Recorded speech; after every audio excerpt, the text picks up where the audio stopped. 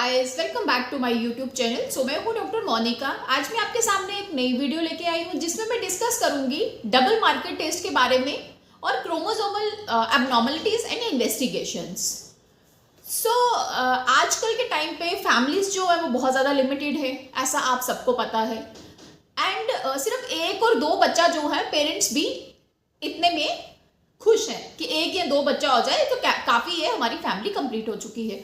Parents के दिमाग में भी ये रहता है कि प्रेगनेंसी के दौरान सब कुछ ऐसे टेस्ट किए जाएं जिससे कि हमें एंश्योर हो सके कि हमारा बेबी जो है वो भी हेल्दी है, फिजिकली मेंटली जो है वो बिल्कुल स्वस्थ है और जो मदर है वो भी हेल्दी है।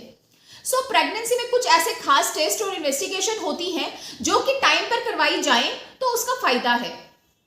अगर कुछ इन्वेस्टिगेशंस है जो वो टाइम पे नहीं करवाई जाएंगी, पहली बात तो वो की ही नहीं जाएगी। अगर उसका टाइम हो चुका है सो बिना टाइम के वो टेस्ट जो या इन्वेस्टिगेशन जो है वो नहीं होती है। और अगर की भी जाए सो उनकी रिपोर्ट्स जो होती हैं वो रिपोर्ट्स में रेलिवेंसी आती है, मतलब उसका फायदा नहीं रहता कुछ भी।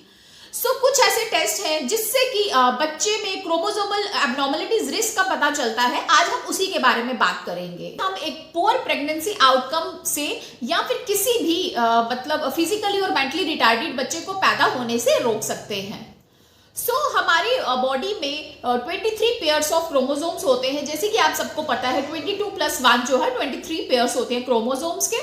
बच्चे में भी और एडल्ट्स में भी क्रोमोसोम्स का जो पेयर है वो सेम रहता है 23। ये क्रोमोसोम्स जो है ये पार्टली मदर से और पार्टली जो है ये फादर से मिलते हैं। मिक्सिंग डिवीजन जो है वो शुरू से चलता आ रहा है, ये एक नेचुरल फिनोमिना है। क्रोमोसोम नंबर जो है वो चेंज नहीं होते हैं, वो 23 ही रहते हैं। बट समटाइम्स नेचर जो है वो भी चेंज हो जाती है।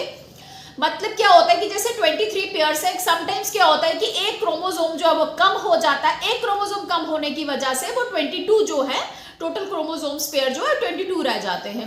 और समटाइम्स क्या होता है कि एक क्रोमोसोम जो है बीच में एडिशन हो जाती है, वो बढ़ जाता है, डुप्लीकेट हो जाता है। सो क्रोमोसोम नंबर जो है वो 23 से 24 हो जाता है। So this is not a symptoms of healthy individuals.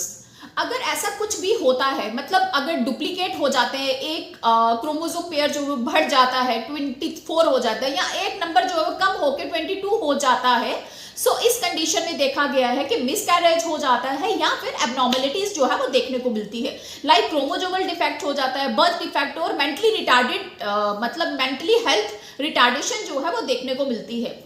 So commonly आपने सुना होगा कि अगर क्रोमोसोमल डिफेक्ट है या क्रोमोसोम्स जो है वो 22 या 24 हो गए हैं, सो उससे एक सिंड्रोम जो है वो बहुत कॉमनली मतलब देखने को मिलता है, जो आपने सुना भी होगा, दैट इज डाउन सिंड्रोम। सो इसमें क्या होता है कि बच्चा जो है वो अलग ही दिखाई देता है, बच्चा जो है वो मेंटली चैलेंज बच्चा होता है। इसमें क्या होता है कि जो क्रोमोसोम नंबर जो होते हैं वो 21 हो जाते हैं।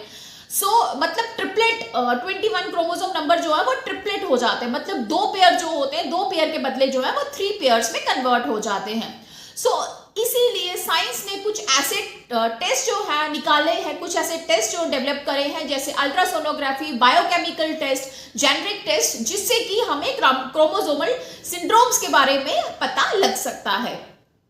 जैसे USG है, अल्ट्रासोनोग्राफी है, वो एक फोटोग्राफ है, मतलब उसमें एक अंदाजा लगाया जा सकता है फिल्म को देख के, बट कंफर्म नहीं किया जाता। मतलब इस पे हम जो है सोली रिलाई नहीं कर सकते हैं वेदर प्रॉब्लम है और नहीं। कुछ ब्लड टेस्ट है, जैसे कि मैंने अभी बात करी double marker, triplet marker, quadruple test and NIPT। NIPT के बारे में भी आपने सुना होगा। NIPT का मतलब है नॉन इन्वेसिव प्रीनेटल टेस्ट। ये सारे टेस्ट जो है ये डाटा बेस्ड टेस्ट है। इनमें क्या होता है कि जो प्रेग्नेंट फीमेल होती है उनका सारा डाटा जो है वो कलेक्ट किया जाता है, उसकी एज जो है वो कंसीडर की जाती है, गर्भावस्था की एज को कंसीडर किया जाता है, ब्लड जो फीमेल है, प्रेग्नेंट फीमेल है, उसके ब्लड में केमिकल की मात्रा कितनी है, इन सबको डाटा को कलेक्ट करके जो इन लेडी जो है क्रोमोसोमल डिफेक्ट से सफर कर रही थी, फिर ये सारा डाटा जो है उनके डाटा के साथ कंपेयर किया जाता है। उसके बाद जब रिस्क जो है अगर ज्यादा है, कम है, एवरेज है, वो हम लोग एक डाटा जो है वो कलेक्ट कर सकते हैं। अगर तो रिस्क बहुत ज्यादा है उसके लिए हम लोग फिर एक एडवांस टेस्ट जो है उसकी ओर चले जाते हैं। और अगर डाटा कम है तो फिर हम एक अदर पैरामीटर्स जो है उनको कंसिडर करते हैं। सो इन पैरामीटर्स के बारे में और इन एडवांस टेस्ट के बारे में जो है वो मैं सेकंड जो वीडियो लेके आऊंगी पार्ट 2 में डिस्कस करूंगी। सो इस वीडियो को मैं यहीं पे एंड करती हूँ, ये था पार्ट 1। सो मेरी वीडियो के साथ बने रहने के लिए और फर्दर इन टेस्ट के बारे में डिटेल्स में जानने के लिए वीडियो के साथ बने रहना। एंड अगर मेरी वीडियो पसंद आई हो तो चैनल को सब्सक्राइब करना मत भूलना एंड लाइक कमेंट शेयर जो है वो जरूर करना। Thank you so much.